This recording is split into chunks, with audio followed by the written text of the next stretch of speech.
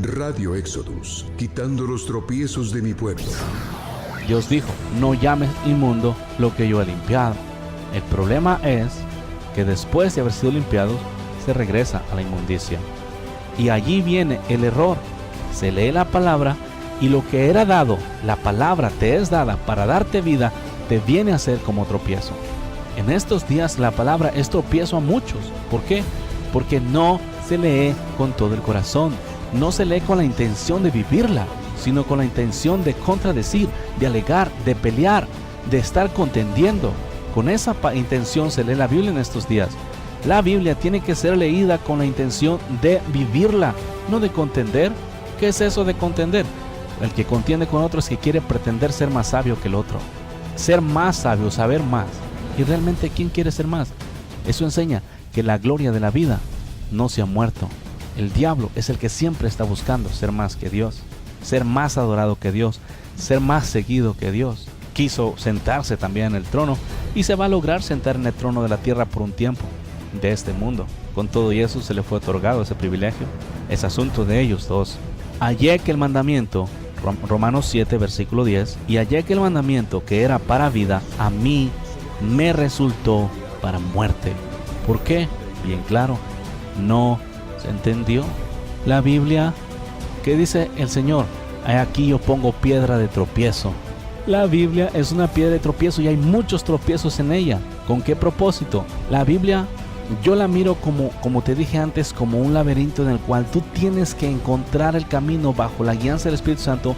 El Espíritu Santo conoce el camino a través de la Biblia y este te guía cómo caminar en ella. Si el Espíritu Santo no te guía, nadie va a llegar allá. Todos tenemos que ser guiados por el Espíritu Santo de Dios porque es el único que conoce el camino. Ese es el único. Entonces somos llamados a seguirle, a oír su voz y seguirlo. Porque si no empiezas a caminar en ella vas a encontrar muchos tropiezos y te va a impedir llegar a donde tienes que llegar. Las cosas las estableció Dios y las estableció de esa forma. Yo no tengo nada que ver en ese asunto. Yo tengo simplemente que seguir la misma voz. Mis ovejas escuchan mi voz y me siguen. Y la voz del extraño no escucha. Escuchar no es únicamente oír el sonido del que te está hablando, sino entender lo que te dice y ponerlo por obra. Y hallé que el mandamiento que era para vida a mí me resultó para muerte, porque el pecado, tomando ocasión por el mandamiento, me engañó y por él me mató. ¿Quién es el padre del pecado? Sino el diablo. Entonces, ¿qué está diciendo allí? Más que nada, el diablo tomando ocasión por el mandamiento me engañó y por él me mató. Todo porque el diablo es un engañador y busca torcer las escrituras. Fíjate lo que le dijo al maestro. Si tú eres hijo de Dios, aviéntate de este templo, porque está escrito que los ángeles te agarrarán de la mano para que tu pie no tropiece en piedra. ¿Qué torcida le dio? ¿Me entienden? Estaba torciéndole la palabra. Okay, sí está escrita, pero no es la forma en que se aplica. Sin embargo, lo quería matar. Lo quería engañar. Si Jesús se avienta del templo, del pináculo del templo, por decir así, no lo iban a detener los ángeles. Iba a caer al piso. Y ese es el problema. ¿Qué dice aquí? El pecado, tomando ocasión por el mandamiento, me engañó y él me mató.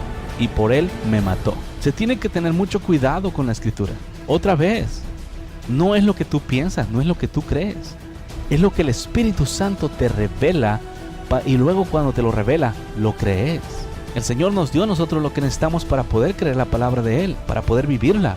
Simplemente que en estos días hay muchos engaños, versículos torcidos de la Biblia que enseñan al hombre a encaminar en iniquidad, como los que enseñan que no se puede vivir sin pecar en esta tierra, que porque si decimos que no tenemos pecado hacemos a Dios mentiroso.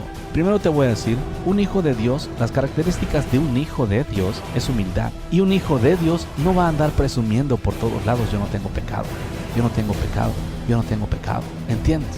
Pero si le preguntas a las personas, yo me he topado mucha gente que le evangelizo en las calles y le pregunto, oye, ¿te han pecado? Ah, no, yo no peco. Oh, ahora resulta, ¿me entiendes? Los soberbios dicen que no tienen pecado.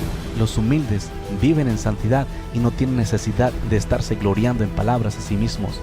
Si el maestro nos enseña como ejemplo que él no se glorió a sí mismo siendo Dios, ¿por qué nosotros, que en otro tiempo sí fuimos pecadores, vamos a andar gloriándonos a nosotros mismos que no tenemos pecado?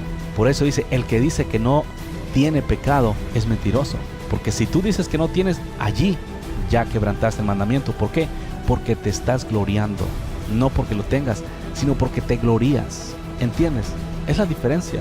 Simplemente versículos que se tuercen o los tuercen o son torcidos por el mismo diablo y engañan al hombre, y luego el hombre, ahora ese versículo ha sido bien clave, y ahora todo hombre cristiano quiere permanecer en pecado por causa de ese versículo torcido.